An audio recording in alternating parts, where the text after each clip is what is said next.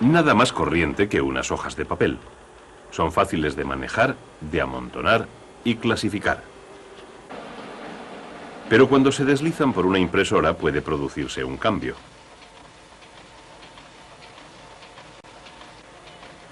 A veces se pegan porque se han cargado de electricidad estática. Para poder comprender lo que son estas cargas, hay que empezar con el átomo y sus fragmentos cargados. Todo átomo contiene uno o más protones cargados positivamente en el núcleo central y otros tantos electrones cargados negativamente a distintos niveles de energía alrededor del núcleo. Generalmente el número de protones y de electrones es el mismo y el átomo en su totalidad está equilibrado eléctricamente, no está cargado. Las sustancias que forman los átomos tampoco tienen carga. Entonces, ¿cómo se cargan las sustancias como el papel en la imprenta? Por una parte, la fricción. El papel roza los rodillos y tanto uno como los otros soportan cargas que pueden afectar a los objetos cercanos.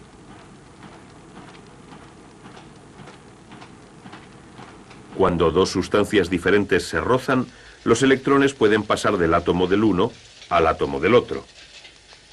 Cada sustancia soporta así una carga porque el número de protones y electrones de cada uno no está equilibrado. Esto se llama carga estática porque suele quedarse en una zona del material y allí se desarrolla.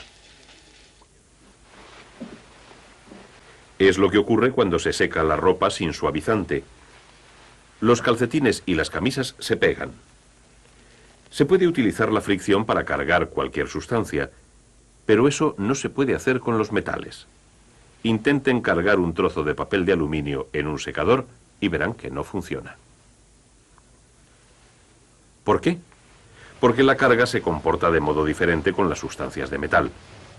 Cuando se cargan los materiales, los electrones extra tienden a quedarse en su lugar de la superficie externa. Esto sucede generalmente cuando la sustancia no es metal.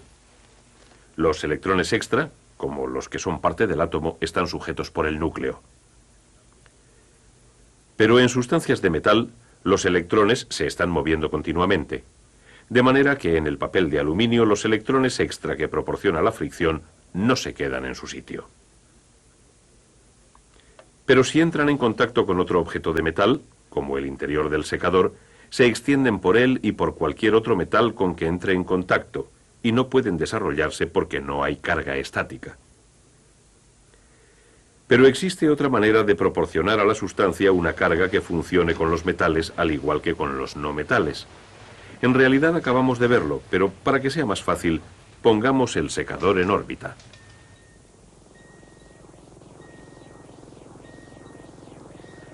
Ahora, todo recoge la carga de la fricción, como antes.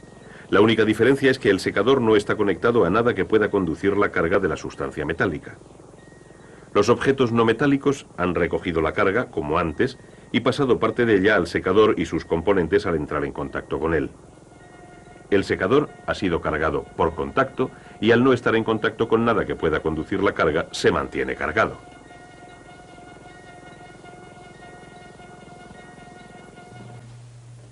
Ahora es igual que los otros objetos del interior que se cargaban por fricción, igual que el papel en la imprenta. Pero todos los objetos cargados no se comportan de la misma manera. Por ejemplo, he aquí unas barras de cristal y ebonita. Cada una ha recibido una carga de electricidad estática. Atención. El cristal cargado repele al cristal cargado. La ebonita cargada repele a la ebonita cargada. Pero si juntamos una barra de cristal cargada a una barra de ebonita cargada, ocurre algo diferente. La razón es que la carga de la barra de ebonita es diferente de la carga de la barra de cristal. Mediante fricción hemos despojado la superficie de las barras de cristal de algunos electrones. Al tener más protones cargados positivamente que electrones cargados negativamente, la barra tiene una carga positiva. Mediante fricción hemos añadido electrones a la superficie de cada barra de ebonita, dándole así una carga negativa. El comportamiento de las barras ilustra un principio fundamental de las cargas eléctricas estáticas. Las cargas iguales se repelen entre sí.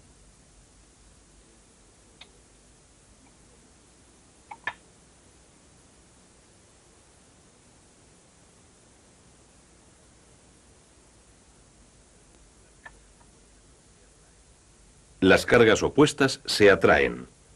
Estos efectos tienen aplicaciones comerciales. Por ejemplo, la atracción entre cargas diferentes se demuestra en una copiadora electrostática.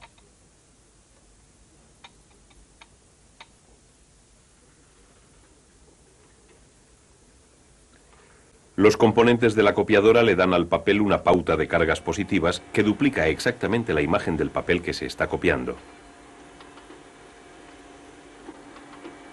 El carbón en polvo cargado negativamente es atraído a las zonas cargadas positivamente, recreando la misma pauta. El hecho de que las cargas similares se repelan tiene también aplicaciones comerciales. Este principio mejora el comportamiento de algunos aerosoles eléctricos. En el pulverizador, donde la pintura se disuelve en gotitas, cada una de ellas recibe la misma carga positiva. Consecuentemente, las gotitas se repelen entre sí y se extienden fina y uniformemente.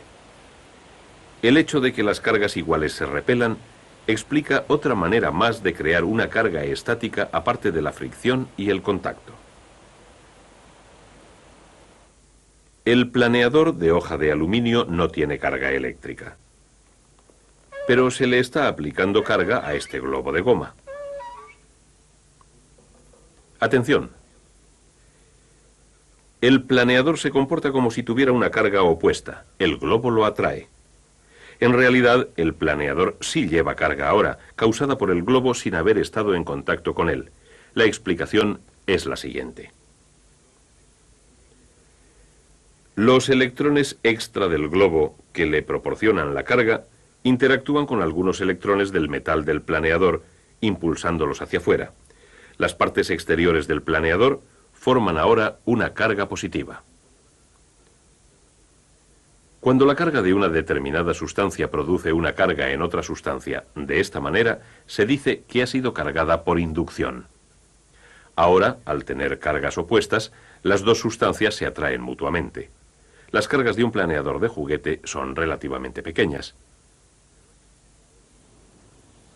Pero hay objetos en los que se pueden amontonar grandes cargas causadas por inducción, fricción, contacto o la combinación de los tres. Dentro de una nube el viento zarandea gotas de agua y partículas de polvo. De alguna manera la fricción entre estas partículas puede amontonar diminutas cargas que suelen ser negativas. Dichas cargas se pasan por contacto al fondo de la nube y cuando se empiezan a acumular grandes cantidades, la nube impulsa los electrones hacia abajo, creando una carga opuesta por inducción.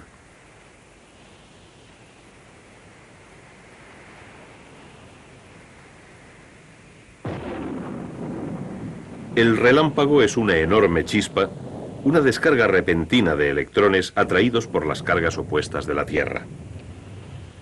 Pero se pueden amontonar grandes cargas artificialmente. He aquí un generador Van der Graar que puede acumular o generar una carga eléctrica bastante grande. Una correa de goma roza una almohadilla de lana. Como no son metales, los dos se cargan por fricción. La lana pierde electrones convirtiéndose en positiva y la goma gana electrones convirtiéndose en negativa.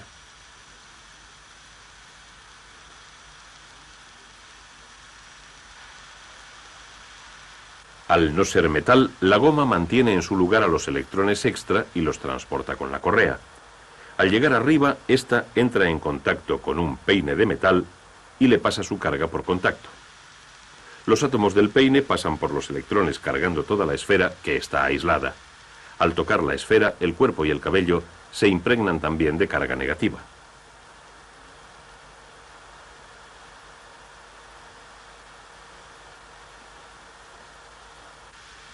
Las cargas iguales se repelen. Los generadores Van der Graaf, construidos en una escala mucho mayor, han ayudado a los científicos a descomponer el átomo impulsando enormes cantidades de electrones con mucha potencia para poder ver el núcleo. Otra manera de acumular cargas es con un aparato llamado condensador.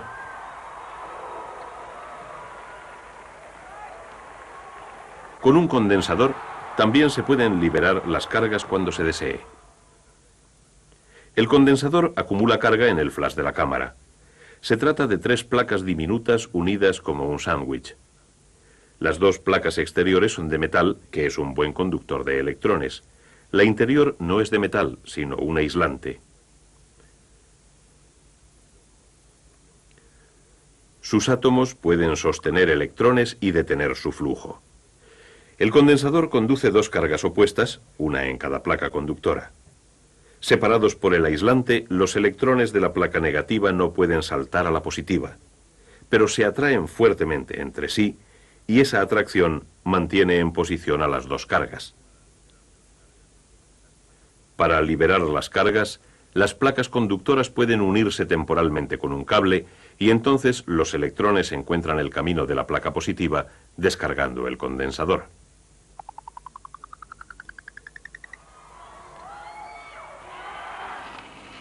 En un soldador de arco, el condensador descarga muchas veces por segundo, creando una serie de relámpagos diminutos que derriten el metal. Pero hay ocasiones en que no se necesita una serie de cargas estáticas, sino un flujo suave y continuo de electrones en movimiento. Cosa que puede hacer una batería.